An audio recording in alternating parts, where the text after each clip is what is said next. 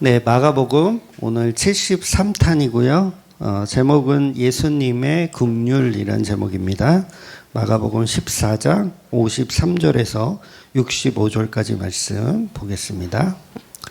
마가복음 53장에서 65절까지요. 네, 같이 읽을게요. 그들이 예수를 끌고 대제사장회로 가니 대제사장들과 장로들과 서기관들이 다 모이더라. 베드로가 예수를 멀찍이 따라 대제사장의 집 뜰 안까지 들어가서 아랫사람들과 함께 앉아 불을 쬐더라. 대제사장들과 온 예수를 죽이려고 그를 칠 증거를 찾되 얻지 못하니 이는 예수를 쳐서 거짓 증언하는 자가 많으나 그 증언이 서로 일치하지 못함이라. 어떤 사람들이 일어나 예수를 쳐서 거짓 증언하여 이르되 우리가 그의 말을 들으니 손으로 지은 이 성전을 내가 헐고 손으로 짓지 아니한 다른 성전을 사흘 동안에 지으리라 하더라 하되 그 증언도 서로 일치하지 않더라. 대제사장들이 가운데 일어서서 예수에게 물어 이르되 너는 아무 대답도 없느냐? 이 사람들이 너를 치는 증거가 어떠하냐 하되 침묵하고 아무 대답도 아니하시거늘 대제사장이 다시 물어 이르되 내가 찬송받을 이의 아들 그리스도냐? 예수께서 이르시되 내가 그 나라 인자가 권능자의 우편에 앉은 것과 하늘 구름을 타고 오는 것을 너희가 보리라 하시니 대제사장이 자기 옷을 찢으며 이르되 우리가 어찌 더 증인을 요구하리요? 그의 신성 모독하는 말을 너희가 들었도다. 너희는 어떻게 생각하느냐 하니 그들이 다 사형에 해당한 자로 정죄하고 어떤 사람은 그에게 침을 뱉으며 그의 얼굴을 가리고 주먹으로 치며 이르되 선지자 노릇을 하라 하고 하인들은 손바닥으로 치더라. 아멘. 네, 보통 이제 우리가 교회 다니는 사람들의 이야기를 들어보면 또 생각을 들어보면 자기가 하나님께 정성을 바칠 수 있다고 생각합니다. 그러니까 우리가 교회 다니죠, 다. 우리 인간이 하나님께 정성을 바칠 수 있다라고 생각해요. 정말 이건 제가 지겹게 반복적으로 말씀드리고 있잖아요. 그럴 수 없죠. 네, 우리의 인간에 가진 어떤 정성을 하나님께 바칠 수 있다. 이 부분이 정리가 안 되면 복음을 전혀 이해하지 못하게 되는 거예요. 계속 우리는 우리의 어떤 가치와 정성을 하나님께 드릴 수 있다라는 전제를 하고 교회를 다니니까 복음이 안 들리는 거예요. 근데 뭘 알아야 되냐면 우리가 가진 어떤 정성, 우리가 가진 어떤 거를 하나님께 드린다고 해서 그게 하나님께 상달이 되지 않는다는 거예요. 그래서 이걸 먼저 알아야지 그 다음에 이야기가 시작이 되는데 이것도 이해가 안 되면 복음을 이해할 수 없다는 거죠.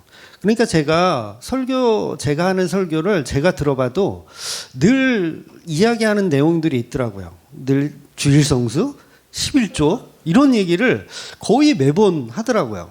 아, 이거 듣는 분들도 지겹겠다. 근데 왜 지겹게 제가 계속 똑같은 얘기를 계속 반복하냐면 자기 정성을 여전히 못 내려놓기 때문에 자꾸 얘기하는 거예요. 자기 정성을 못 내려놔요. 내가 드리는 11조, 내가 드리는 주일성수, 내가 드리는 새벽기도, 내가 드리는 철야기도 이거를 못 내려놓기 때문에 아니 그런 일들을 하지 말라는 게 아니라 이 자체가 나의 정성임을 이게 잘못된 정성임을 알라는 건데 이거를 못 내려놓으니까 대화 자체가 안 돼요. 그러니까 어떻게 해요? 매주 그런 얘기가 나올 수밖에 없는 거죠. 설교에서 인간의 정성은 필요 없다라고 하면 무슨 그런 설교가 다 있느냐.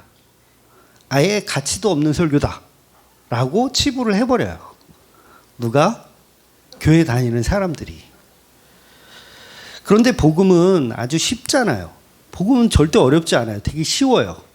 이거는 여러분 사형리라는 전도지 아시죠? 사형리 전도지가 있어요. 4가지 테마를 가지고 길거리에서 막 전도하고 이런 건데 그러니까 하나님이 인간을 창조하시고 생육하고 번성하라고 했는데 인간들은 생육하고 번성하지는 않고 뭘 하냐면 하나님이 먹지 말라고 한 선악과를 따먹어요.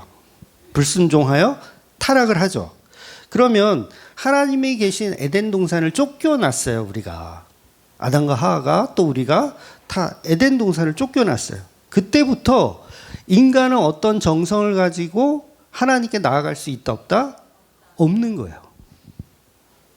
하나님으로부터 쫓겨났기 때문에 어떠한 정성을 가지고 제발 다시 들어가게 해주세요. 문 좀 열어주세요. 라고 아무리 이야기해도 하나님은 열어주지 않는다는 거예요.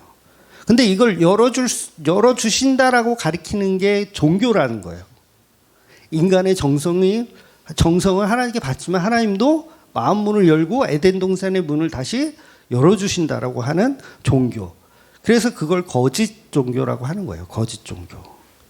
그러니까 우리가 열심히 농사를 지었어.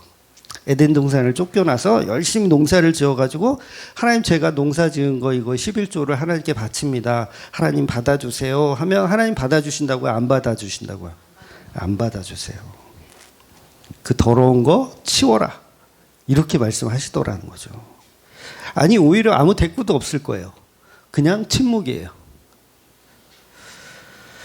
저와 여러분이 아무리 에덴 동산의 문 앞에서 석고대죄를 하면 저희가 정말 잘못했습니다. 새벽 기도하고 철야 기도하고 밤을 새워서 기도하면서 제발 저 좀 받아주세요. 제가 정말 선악과 먹은 거 후회하고요. 정말 잘못했어요. 이제 다시는 안 그럴게요. 그러면서 아무리 그 에덴 동산 앞에서 종교 생활을 하고 있어도 하나님 받아주신다 안 받아주신다? 안 받아주신다는 거예요. 근데 이게 아주 기본적인 복음인데 이 대화 자체가 안 돼요. 누가? 교회 다니는 사람들하고는. 그냥 계속 뭐예요? 자기는 정성을 바쳐서 하나님이 받아주시는 어떤 것들을 하고 있다라고 착각을 하고 있는 거예요. 인간에게 있는 그 어떤 정성도 하나님이 계신 곳에 도달할 수가 없습니다. 그러니까 여러분들이 지금껏 하나님께 얼마나 많은 정성을 쏟으셨어요. 대답을 이 금목걸이 빼고 막 이렇게 막 하나님께 정성을 다 바쳤잖아요. 그럼 그 정성들이 다 어디로 간 거예요? 하나님께 도달을 했다 안 했다? 안 했어요. 중간에 이놈의 목사 새끼들이 다 쳐 가진 거예요. 오죽하면 제가 보이스피싱이다. 종교적 사기 보이스피싱이다라고 얘기를 하겠어요. 여러분이 드린 정성은 그동안 죄송하지만 하나님께 상달이 된 게 아니라 중간에 그냥 이 목사 비스무리한 인간들이 다 챙겨간 거예요. 그러니까 이런 우리의 정성이 하나님께 도달할 수 없다라는 전적 타락으로부터 시작하지 않는 복음은 다 가짜 복음이라는 거예요. 무엇으로도 하나님께 도달할 수 없어요. 근데 유일하게 하나님께 도달할 수 있는 방법을 하나님이 제시해 주시죠. 그게 뭐냐면 내 아들의 피 묻은 옷을 입고 와라. 이게 복음인 거예요. 너희 정성으로는 내가 에덴 동산의 문을 안 열어줄 건데 내 아들 예수 그리스도의 피 묻은 옷을 입고 오면 내가 받아줄게 라고 하는 게 복음이라는 거예요. 그럼 여러분들이 쏟아야 할 정성은 뭐예요? 예수를 믿는 거. 십자가에 죽으신 그 예수를 믿는 것 말고는 여러분이 하나님께 쏟을 수 있는 정성은 없다는 거예요. 그러니까 여러분이 내는 뭐 예를 들어서 연보나 시간이나 뭐 이런 정성들은 그냥 교회를 위해서 쓰는 것일 뿐이지 이게 하나님께 상달되는 어떤 거다라고 착각을 하시면 안 되시더라는 거예요. 그래서 알미니안주의자들처럼 어떤 행위를 계속 강조하는 그런 교회들 있죠. 하나님께 정성을 다 바쳐라.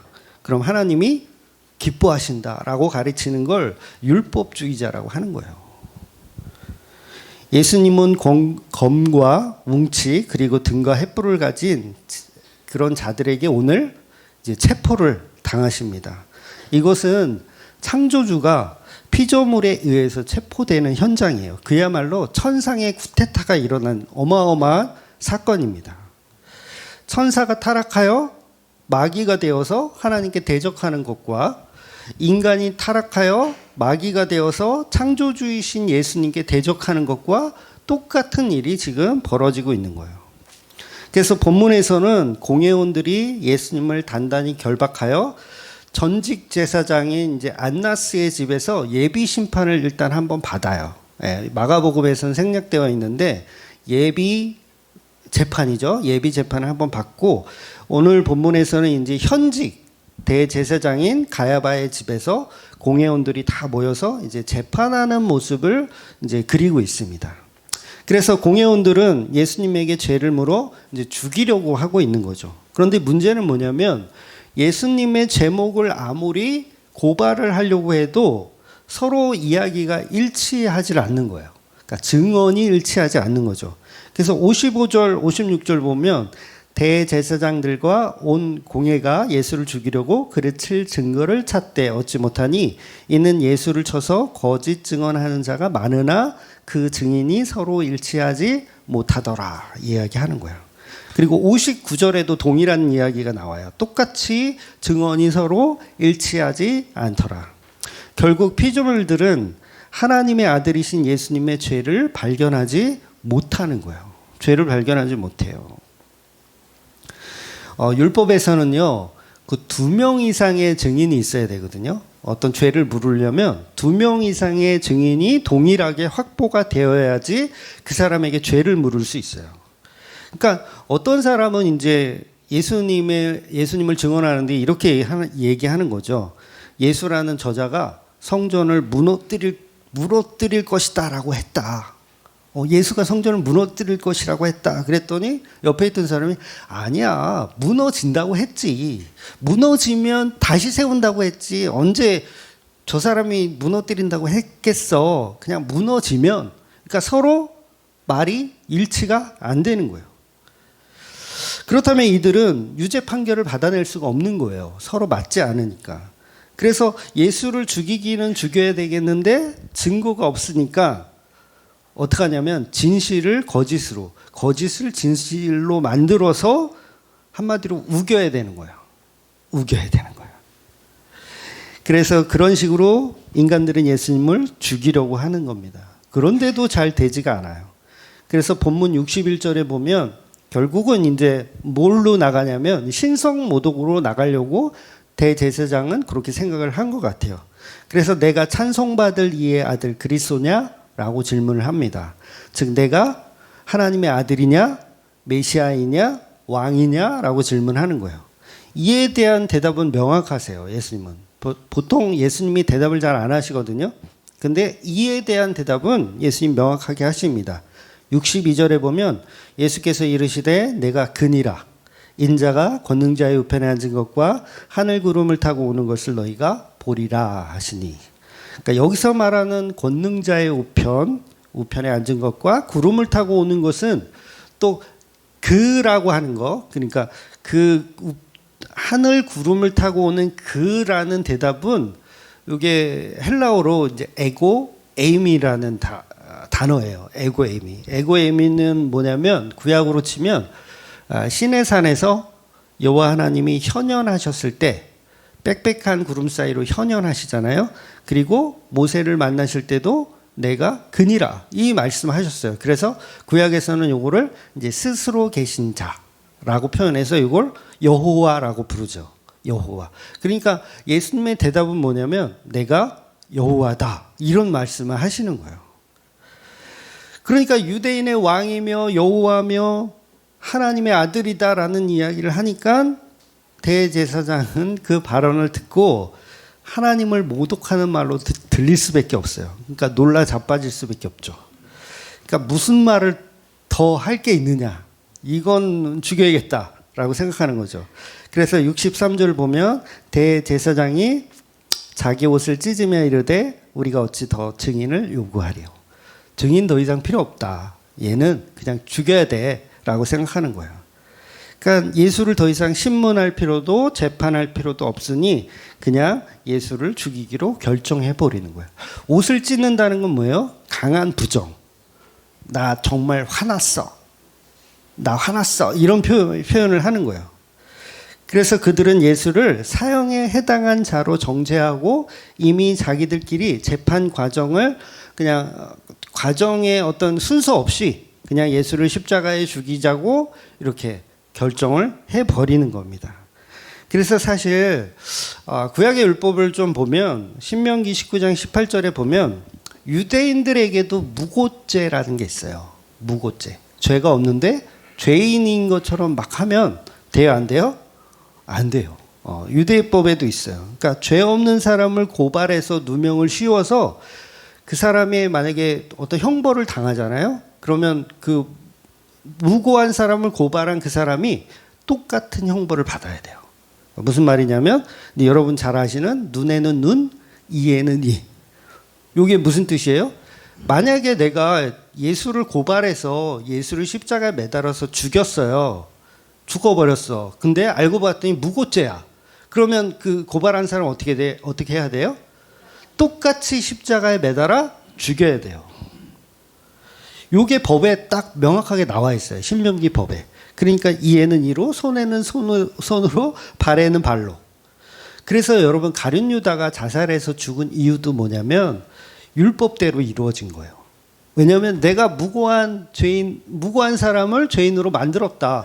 그래서 십자가에 죽게 생겼다. 그러니까 뭐예요? 자기도 똑같이 눈에는 눈, 이에는 이로 십자가에 매달려 죽어야 되는 거예요. 그러니까 율법에 응하여 져서 죽은 게 가룟 유다인 거예요. 율법을 열심히 지켰죠. 가룟 유다는 율법을 열심히 지켰다고요. 그런데 구원을 못 받아. 왜 그래요? 복음이 없으니까. 그래서 가룟 유다는 율법에 흠이 없다라고 할 만큼 완벽한 사람이었던 거예요. 사도 바울 이상으로.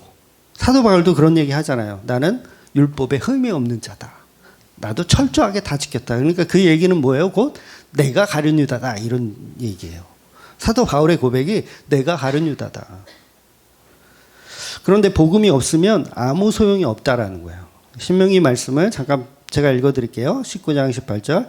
재판장은 자세히 조사하여 그 증인이 거짓 증거하여 그 형제를 거짓으로 모함한 것이 판명되면 그가 그의 형제에게 행하려고 꾀한 그대로 그에게 행하여 너희 중에서 악을 제하라 라고 표현하는 거예요. 그러니까 저와 여러분이 공회원의 자리에 있던 빌라도의 자리에 있던 로마 병사의 자리가 있던 아니면 도망가는 제자의 자리에 있던 예수님이 십자가에 죽었다면 우리는 다 공범자고 우리는 다 살인자인 거예요. 그럼 어떻게 해야 돼요? 눈에는 눈, 이에는 이로 우리도 다 똑같이 십자가에 매달아서 죽어야 된다는 거죠. 우리에게 복을 주지 않는 예수는 필요 없다고 생각하시죠? 하셨죠? 그럼 뭐예요? 똑같은 거예요. 우리가 바로 예수를 십자가에 매달아 죽인 그런 군중들, 예수를 못 박아라, 못 박아라, 매달아라, 매달아라 했던 그 군중들이 다 뭐예요? 무고죄에 해당하는 엄청난 일을 저지른 거라는 거죠. 교회 다니면서 우리가 여전히 생존을 위해서 기도하고 있는 우리, 예수님은 십자가에 달려서 피 흘려 죽으시고 계신데 우리는 굿이나 보고 떡이나 먹자라고 하고 있는 그 행동들이 무고죄라는 거예요. 무고죄.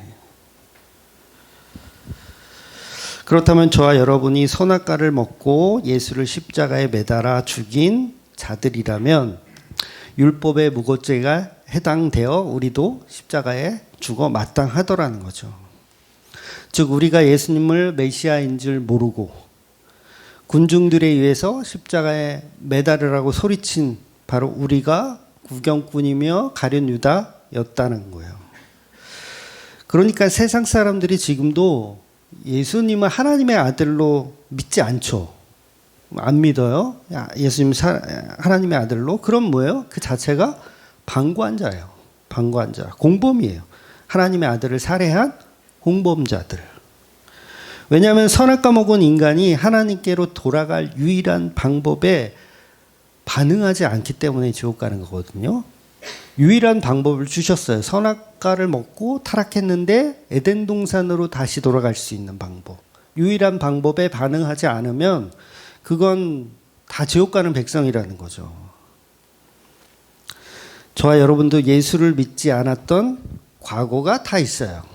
누구나 있죠. 여러분 태어날 때부터 예수 믿으신 분 계세요? 태어날 때부터 모태신앙 뭐 이런 거 말고 태어날 때부터 난 예수님을 구세주로 영접했어. 예를 들면 반십세가 몇 살인지 아세요? 5살. 반십세가 5살이 좀 모양새가 그런가요? 5살이 오늘은 주일이야. 어머니 주일 성수 해야 돼요. 교회 갑시다.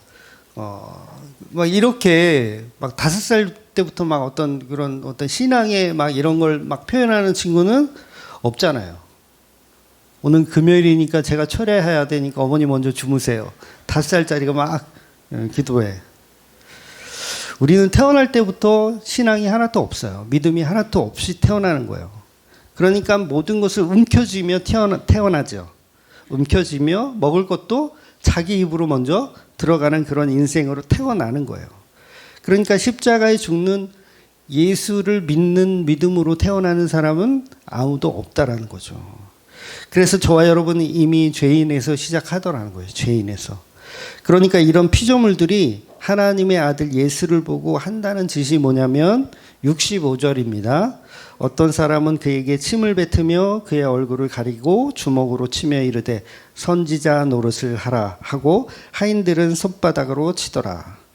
그러니까 피조물이 창조주에게 침을 뱉는 거예요. 피조물이 창조주에게 침을 뱉다. 원래는 창조주가 피조물에게 침을 이겨서 창조를 해주셔야 되거든요. 그러니까 하나님이 아담을 창조하실 때도 보면 뭘로 창조하세요? 흙으로 창조하시잖아요. 그런데 이 흙이라는 단어가 아파르, 티끌, 먼지 이런 뜻인데 이 티끌과 먼지를 하나님이 어디서 추출해 내시는지 아세요? 땅에서. 땅에서 추출해가지고 흙을 추출해서 그 흙으로 아담을 만들어 내시는 거예요. 쉽게 말해서 이 땅은 뭐냐면 물과 흙이 섞여 있는 거예요. 쉽게 말하면 진흙이죠. 진흙으로 인간을 빚으시는 거예요. 그렇다면 물과 흙으로 아담을 창조하신다는 얘기죠. 그래서 예수님도 보면 그 눈먼 그 맹인을 치료하실 때 침을 흙에 이겨서 그 눈에 발라주시잖아요. 그러니까 뭐 하고 있는 거예요? 창조하고 있는 거예요. 창조. 내가 새롭게 너를 창조하노라. 그리고 창조해 주시는 거예요. 그런데 이게 지금 거꾸로 된 거예요. 창조주가 예수님에게 피조물이 예수님이라는 창조주에게 침을 뱉는 거예요. 우리가 창조주다 이거죠. 인간들이 우리가 창조주다. 그리고 네가 하나님의 아들이라면 누가 때렸는지 맞춰봐라. 왜? 선지자들은 예직 능력이 있잖아요. 누가 했는지 다 맞추잖아요. 그러니까 선지자 노릇을 해봐라. 그러면서 얼굴을 가리고 주먹으로 때려요. 누가 때렸게? 신분이 낮은 하인들도 손바닥으로 예수를 치니라. 이렇게 표현하는 거예요. 신분이 낮은 아주 천한 하인들도 예수님을 때리더라. 그야말로 인간들의 죄의 어떤 이 본성이나 습성은 엄청나다는 거죠. 이것은 마치 제자가 스승을 때리는 것이고 그보다 더 비열한 짓을 하는 거예요. 자식이 부모를 때리는 거. 상상이나 되세요? 자식이 부모를 막 때리는 거. 이걸 우리는 폐륜이라고 하잖아요. 그런데 피조물이 창조주를 때려 죽이는 건요. 그건 폐륜 이상인 거예요. 그런데 중요한 건 이 모든 행동을 교회를 대표하는 제자 베드로가 지켜보고 있다는 거예요. 이 모든 과정을 지금 베드로가 이렇게 와가지고 안나스의 뜰에 있다가 또 이 대제사장, 지금 현직 제사장의 뜰에도 온 거예요. 그리고 불을 쬐고 있어요. 54절 보면 베드로가 예수를 멀찍이 따라 대제사장의 집 뜰 안까지 들어가서 아랫사람들과 함께 불을 쬐더라. 뭐예요? 예수님 다 지켜보고 있는 거예요. 베드로가 상황을.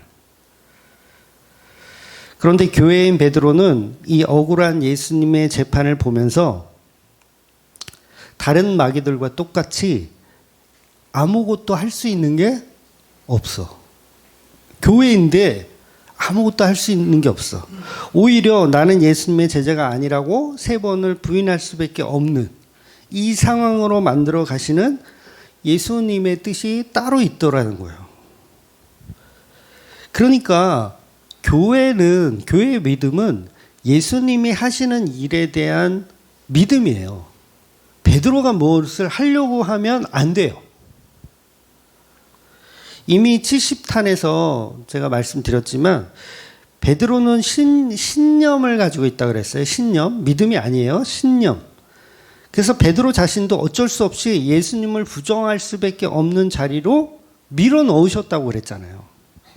여러분, 베드로는 예수님을 배신한 게 아니에요. 그냥 인간적인 어떤 그런 걸로 우리가 흔히 하는 배신 있죠. 친구들 사이에 막 배교하고 배신하고 뭐 예수님의 사진에 침을 뱉고 막 이렇게 막 일본 그 앞잡이들한테 막 침을 뱉고 어떤 그런 류의 배신을 베드로는 한 게 아니라고 그랬잖아요.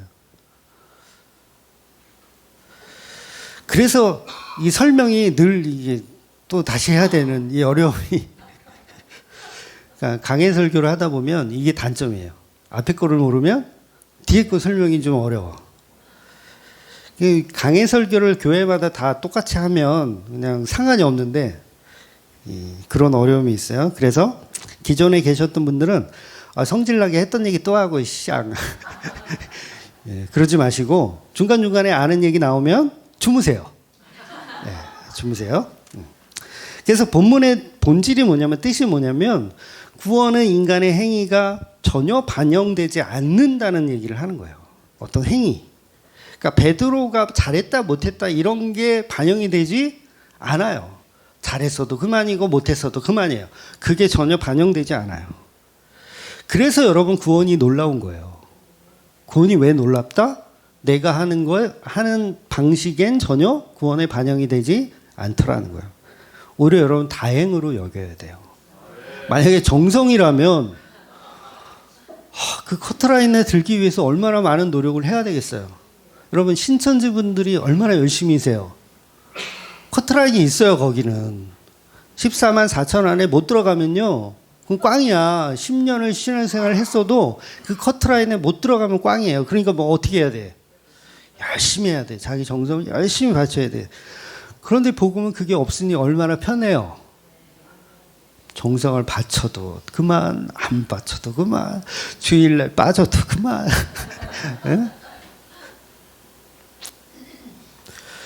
여러분 어때요? 예수님이 재판 받는 과정을 이렇게 보니까 예수님 막 때리고 막 가시면류관 씌우고 그 자색 옷으로 네가 왕이냐 그러면서 놀리고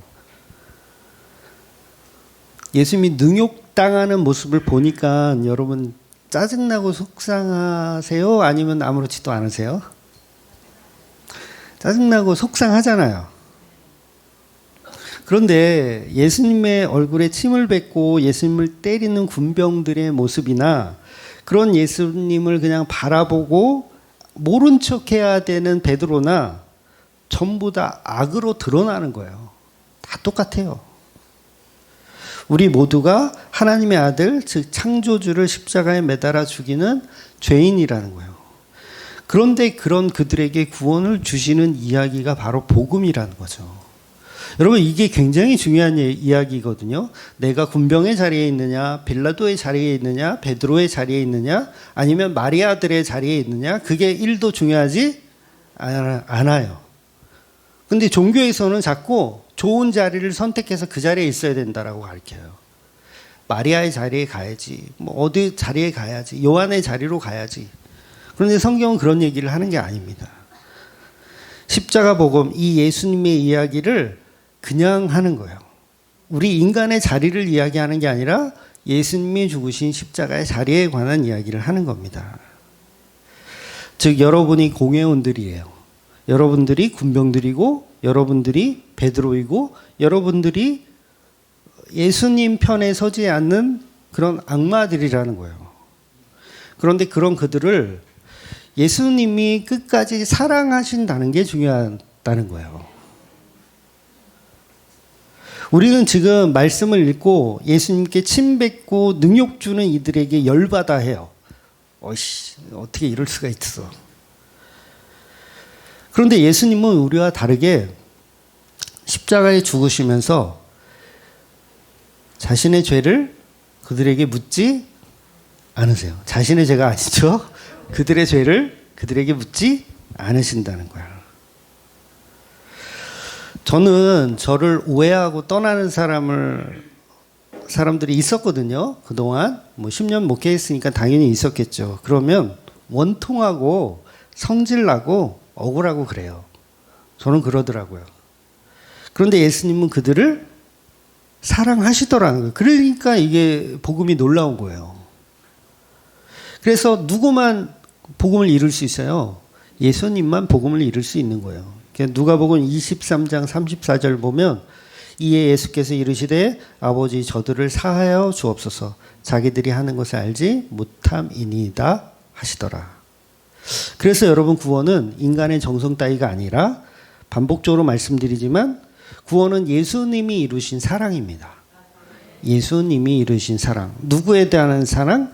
자기를 십자가에 못 박고 있는 그들을 향한 사랑이 예수님의 사랑이 그게 구원을 이루어 준다는 거예요. 그래서 진짜 그 교회는 십자가 사랑 말고 전할 것이 없어요. 진짜 교회는 예수님이 이루신 십자가 사랑 말고 전할 것이 없습니다. 교회는 구제해야 됩니다. 봉사해야 됩니다. 기부 많이 해야 됩니다. 라는 것만 강조하면 십자가 복음의 사랑이 없이 그것만 강조하는 교회는 진짜 교회가 아니에요. 그건 가짜 교회라고 합니다. 그래서 진짜 교회는 예수님이 이루신 그 위대한 사랑을 계속 선포하는 거예요. 계속. 이번 주도 선포 똑같아. 예수님의 십자가 사랑을 선포하고 오후에도 똑같아. 바뀌지가 않아 도대체가. 그런데 그 복음을 들을 때마다 새 힘이 생기는 게 성도의 모습이라는 거예요. 그래서 그걸 하나님의 통치라고 하는 겁니다. 교회를 뭘로 다스려요? 예수님의 십자가의 사랑으로 다스리는 게 교회인 거예요. 여러분 한번 잘 생각해 보세요. 구약에서는 어떤 죄인이 있어요. 죄를 지었을 때 뭘 해야 되죠? 제사를 지내면 돼요. 구약에서는. 그래서 그걸 이제 속죄제라고 하거든요. 내가 죄를 지었어. 그러면 하나님께 양이나 소를 끌고 가서 하나님께 속죄제를 드리면 이제 마음의 죄를 이제 덜게 되는 거죠. 그래서 나의 죄를 대신해서 어린 양이나 소가 이제 죽는 거예요. 송아지가 죽는 거예요. 나를 대신해서 가죽이 벗겨지고요. 창자가 다 꺼내지고요. 팔은 없죠. 내 다리가 다 잘려요. 각을 뜨는 거예요. 그 각을 뜨는 거. 그래서 6월절에 어린 양도 보면 이게 아무 양이나 갖다가 잡아 죽이는 게 아니에요. 나와 함께 자고 먹던 그 양. 그 양을 갖다가 바치는 거예요. 그게 어린 양이에요. 그것도 그냥 바쳐요. 칼로 죽여서 피를 빼가지고 막 발라 그것도 피를. 얼마나 잔인해요. 기본적으로 제사는 그래서 가축으로 드리는 거예요. 가축의 의미는 뭐예요? 야생적이지 않은 집에서 키우는 가축으로. 물론 예외도 있기는 해요. 비둘기라든가 아니면 거리가 멀 때 돈을 가지고 와서 양이나 소를 사가지고 이렇게 드리는 예외 조항도 있지만 기본적으로 제사는 내가 사랑하는 반려동물, 내가 사랑하는 가축으로 하나님께 드리는 거예요. 어떻게 해서? 그 가축을 죽여서 드리는 거예요. 그래서 제사의 특징 중에 하나가 성막에 이렇게 끌고 가면 대제사장이 있고 제사장들이 있으니까 그들이 대신 갖고 왔어? 여기다 놔. 그러면 제사장들이 다 각 떠주고 이렇게 그 짐승을 잡아주고 이렇게 하는 거 아니라 그랬어요. 갖고 온 사람이 그 짐승을 죽여야 돼요. 갖고 온 사람이 창자를 갈라야 되고 창자에 있는 부속물들을 꺼내야 돼요. 팔, 다리도 갖고 온 사람이 다 하는 거예요. 제사장은 뭐만 하냐면 그냥 피 뿌리는 거 이런 거 도와주고 어떻게 해라 막 이런 것만 도와주는 거지 실제로 제사는 갖고 온 사람이 다 지내는 거예요. 그러면 내가 갖고 온 가축을 내가 키우던 가축이라고 합시다. 내가 키우던 가축을 양을 하나님께 데리고 와서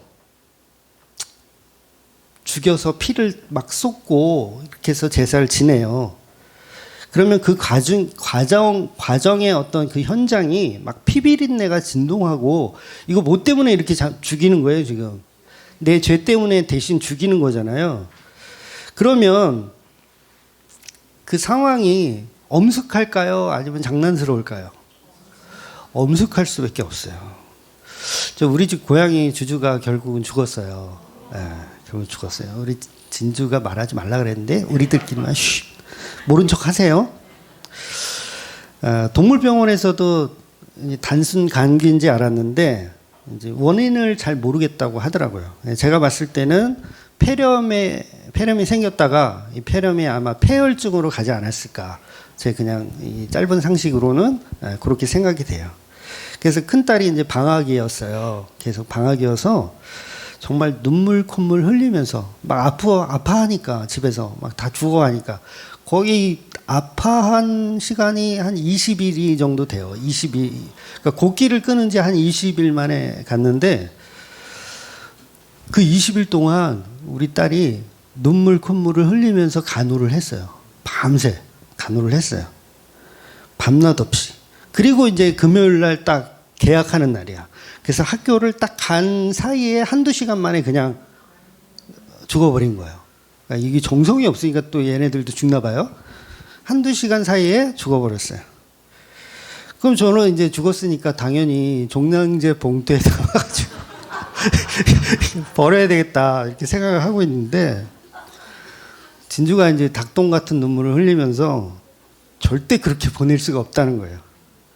6년 동안, 만 6년이에요. 6년이 넘었어요. 6년 동안 끌어안고 잠을 잤던 애니까, 고양이 잠을 잤던 애니까, 절대 그렇게 보낼 수 없는 거야. 진주 입장에서는. 그러니까 저희에게는 사실 가족이나 다름이 없거든요. 걔가 주주인데, 우리가 주자 돌림이잖아요. 그래서 주주라는 이름을 준 거고, 원래 주주가 이주주예요. 전주이씨.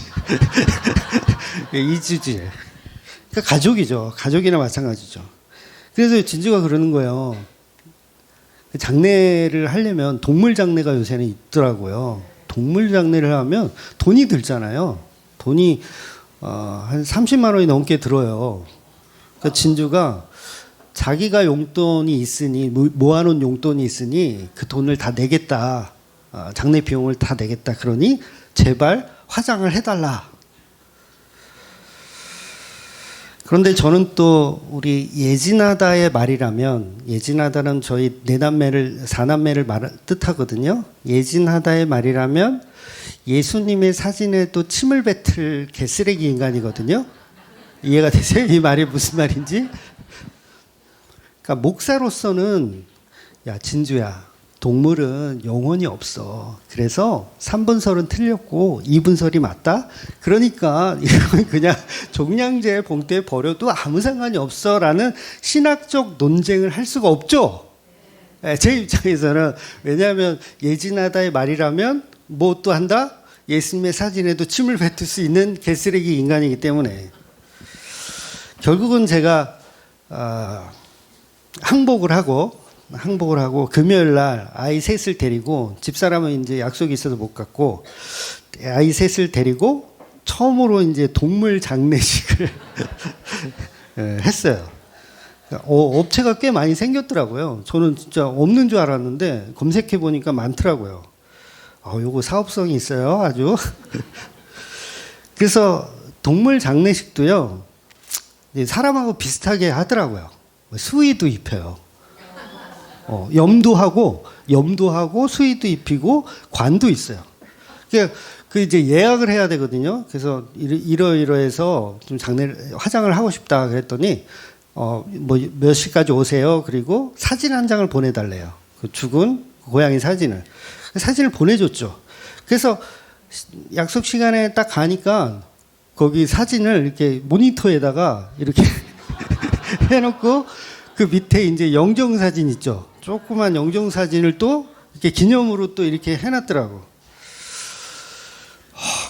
그래가지고 이제 어떤 그 장례를 하는 분이 이제 들어와서 절차대로 알코올 이 장갑을 이렇게 끼시고 알코올 소독으로 염을 하시는 거죠.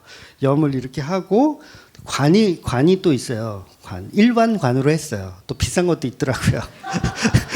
저는 그냥 일반 수의로 했어요. 네. 그래서 관에다가 입관을 딱 하고, 그다음에 입관한 다음에 가족들한테 이제 마지막 인사하라고. 그러니까 세 놈이서 펑펑 우는 거예요. 마지막 인사하라니까 또 감정이 실렸나 봐. 펑펑 울어요. 그러니까 제사를 지낸다는 거 아무리 그게 정말 가축이고 그냥 동물이어도 장난스럽게 할 수가 없더라고요. 다 울음바다예요. 거기 다른 팀도 있었거든요. 다른 팀도 숙연해. 울음바다야. 근데 막 장난스럽게 할 수가 없잖아요. 제사를 드리는데 막 이 양의 배를 가르고 소의 배를 가르고 막 창자를 꺼내면서 막 장난해. 야, 얘는 창자가 왜 이렇게 길어? 야, 똥 쌀려면 오래 걸리겠다. 막 이러면서 장난하면서 제사를 지낼 수가 없어요. 만약에 그랬다면 제사장이 야단을 칠 거예요. 너 지금 뭐 하냐고 이렇게 야단을 칠 거예요. 그런데 중요한 건 뭐냐면 누가복음 23장 34절 우리가 지금 읽은 것처럼 우린 조금 전에 읽은 가상 7원에서 예수님은 그렇게 장난을 치고 있는 로마 군병들 그리고 유대인들 장난스럽잖아요. 얼마나. 그런데 그들에게 죄를 묻지 않더라는 거예요. 그래서 복음이 놀라운 거예요. 내가 십자가를 보면서 경건하게 믿음을 보이고 눈물 콧물을 쏟고 있지 않아도 예수님은 인간의 정성을 1도 보지 않으신다는 거예요. 그러니까 놀랍죠. 우리는 정성이 없어요. 제사를 지내는데 막 장난쳐. 전혀 감흥이 없어. 이거 그냥 죽이는 거야. 그럼에도 불구하고 예수님은 우리에게 죄를 묻지 않으시더라는 거예요. 가끔 우리 교회 보면 부모님 때문에 억지로 끌려오는 우리 청년이나 학생들이 있어요. 여러분 그분들의 표정은 오늘은 다행히 없는 것 같아요.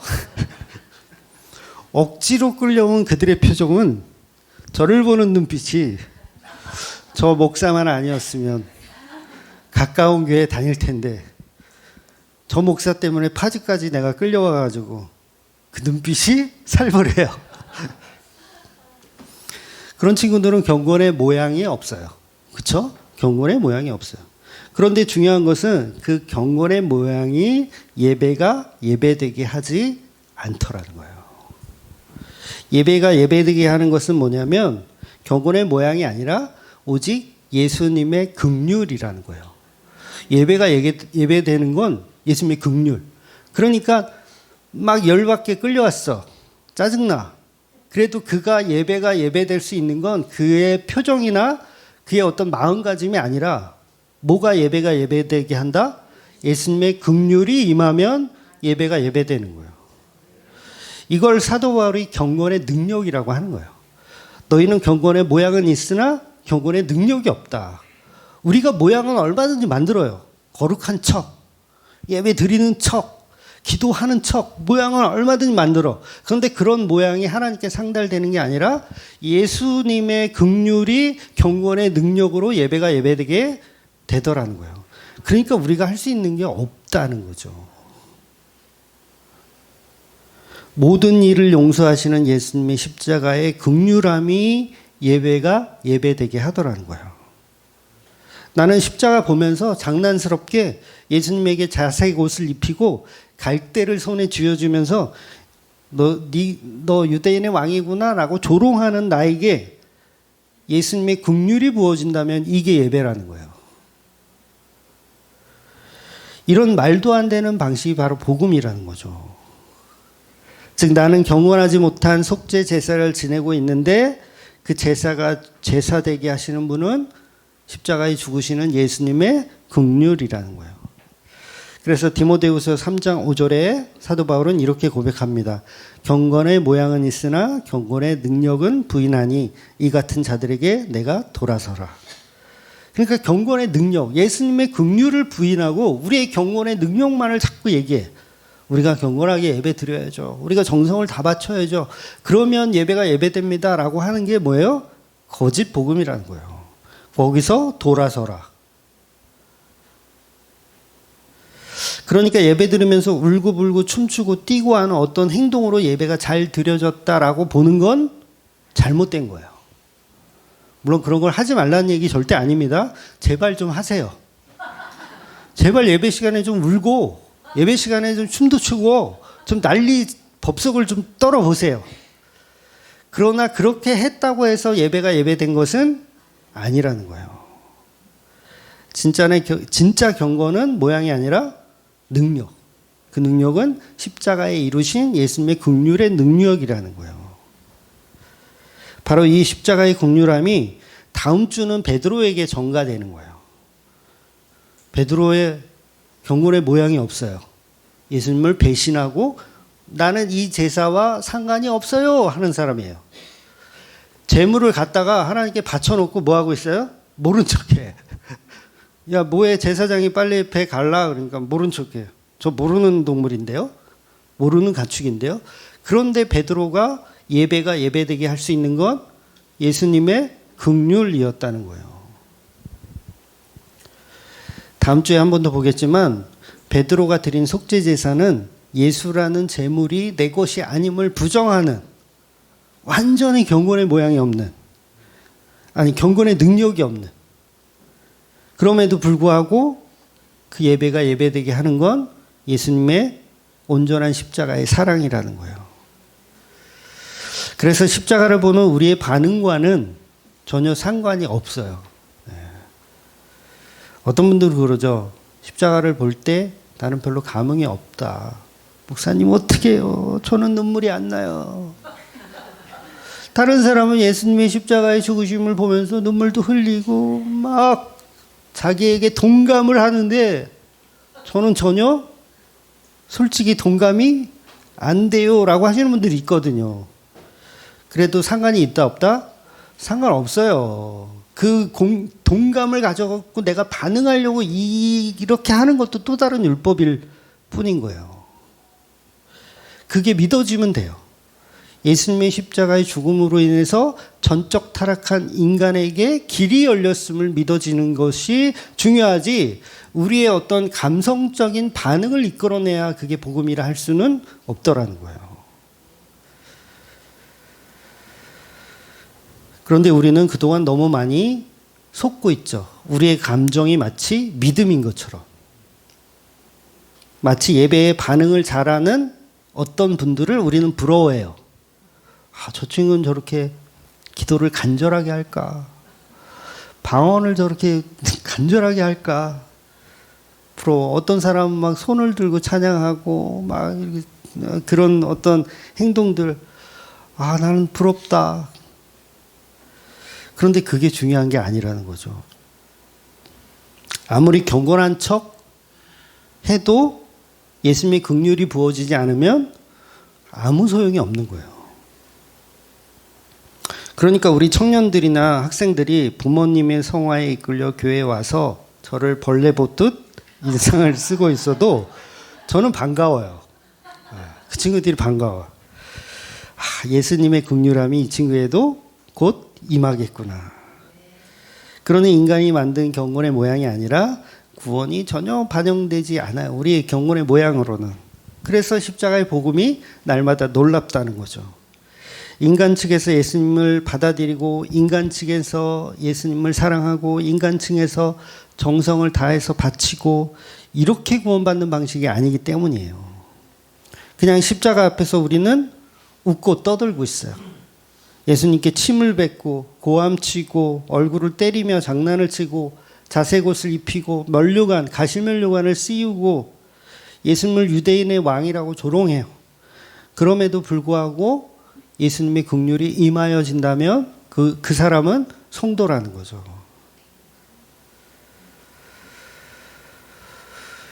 그런데 우리는 계속 지금의 교회들도 마찬가지고 군병들 따로, 공회원들 따로, 거룩한 성도 따로 이렇게 구분을 지어요. 근데 그렇지 않아요. 긍휼이 임하면 그가 어떤 위치에 있던 사람이든 상관이 전혀 없더라는 거예요. 여러분, 제가 자주 하는 이야기지만 예수님은 빛과 어둠 둘 다 사랑하신다는 거 아세요? 빛과 어둠을 둘 다 사랑하세요.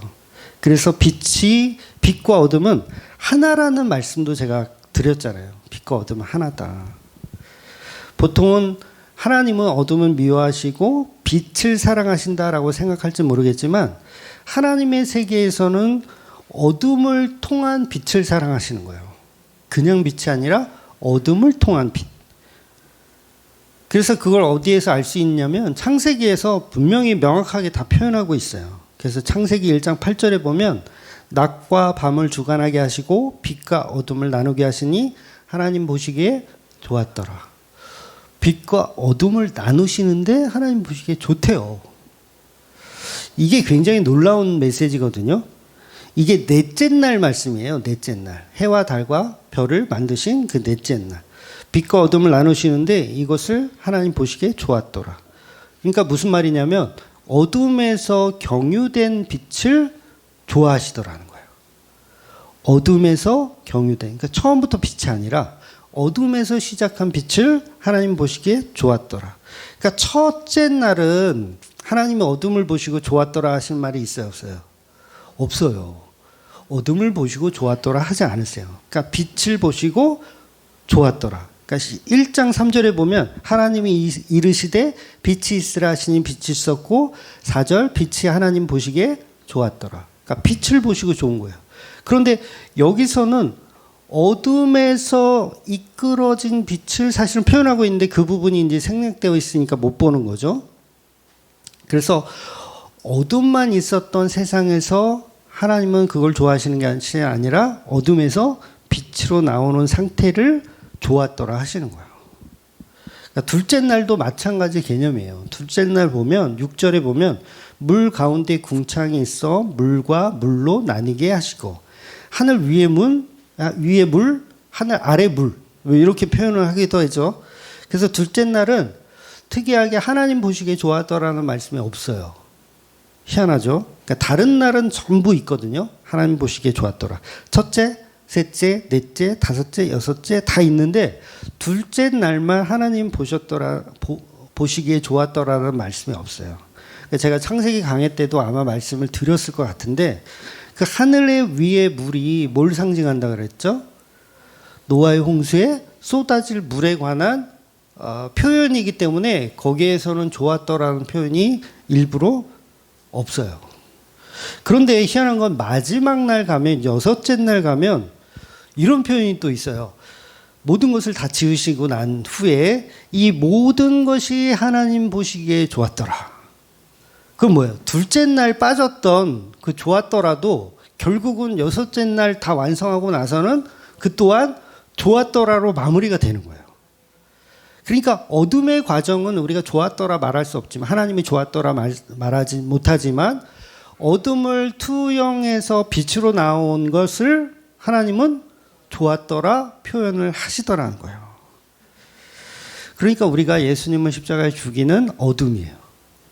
그런데 거기에 하나님의 긍휼이라는 빛이 비춰지면 그때부터 하나님께 우리는 좋았더라는 칭함을 받을 수 있는 존재로 거듭날 수 있는 거죠. 그래서 여기서 말하는 어둠, 이게 베드로의 지금 모습, 다음 주에 보게 될 베드로의 모습이 지금 뭐냐면 어둠의 모습을 보게 되는 거예요. 십자가의 긍휼이 누구한테 임하냐면 백부장에게 임해요. 백부장은 뭐예요? 물론 자세히 설명되어 있지는 않지만 백부장이 뭐야? 로마 병사지. 그럼 로마 병사가 무슨 짓 하고 있어요 지금? 예수님한테 가시면류관 씌우고 자색 옷 입히고 갈대 가지고 때리고 얼굴 가려놓고 누가 때렸냐 하고 그게 지금 로마 병사들이잖아요. 그런데 로마 병사 중에 수장인 백부장이 뭐라고 얘기해요? 이는 실로 하나님의 아들이었다. 어둠에서 빛으로 나왔어요. 그걸 보고 하나님 보시기에 좋았더라 하는 거예요. 그러니까 예수님을 괴롭힐 때는 경건의 모양 하나도 없어. 장난스러워. 제사를 장난스럽게 지내. 그런데 그 사람에게 예수님의 긍휼이 임하여지면 그가 성도가 되더라는 거예요. 그러니까 다른 사람들도 마찬가지예요. 십자가 아래에 있던 마리아들, 겟세마네 동산에서 배신하고 떠난 11 제자들, 공회원 중에서도 있죠. 아리마대 요셉이라든가 아니면 니고데모라든가 이런 사람들은 뭐예요? 공회원에 포함되어 있던 사람들이에요. 그런데 그런 사람들이 경건의 모양이 하나도 없이 있었지만 예수님의 긍휼이 비춰지면 그들이 빛으로 드러나게 되더라는 거예요. 그래서 빛이 어둠을 몰아내는 것이 아니라 사실은 빛이 어둠을 품는 거예요. 빛이 오면 우리를 몰아내는 게 아니라 우리를 품어요. 품어. 그래서 복음인 거예요. 그래서 그걸 그리스도와 연합, 그리스도와 교회의 연합이라고 하는 거예요. 교회가 사라지는 게 아니에요. 연합. 그러니까 우리는 여전히 죄인이에요, 죄인 아니에요? 여전히 죄인이에요. 죄인임에도 불구하고 우리를 빛으로 품어주시는 예수님. 그래서 어둠과 빛이 하나 되는 사건이 바로 십자가 사건입니다. 그래서 어둠은 어둠이어야 돼요. 그때 빛인 척 사기를 치죠. 나는 이만큼 훌륭해요. 이만큼 신앙 잘해요. 이만큼 뭐 주일 성수 11조 또 얘기하지만 이런 거 잘해요. 그래서 자기가 빛이라고 자꾸 자기를 빛으로 포장하면 돼요? 안 돼요? 안 돼요. 제발 좀 어둠으로 포장하세요. 포장이라는 표현도 좀 그렇다. 그냥 어둠이에요. 포장할 필요도 없이 저와 여러분 어둠이에요. 그랬을 때 예수 그리스도의 긍휼이 비춰지는 거예요. 경건한 예배, 경건한 제사 그딴 건 우리한테 어울리지 않아요. 우리는 그냥 개쓰레기. 개쓰레기. 예수님의 사진에 침을 뱉는 개쓰레기. 그랬는데 십자가의 긍휼의 은혜가 저와 여러분에게 부어지는 겁니다. 그 은혜가 있기를 주의 이름으로 축원드리겠습니다. 기도하겠습니다.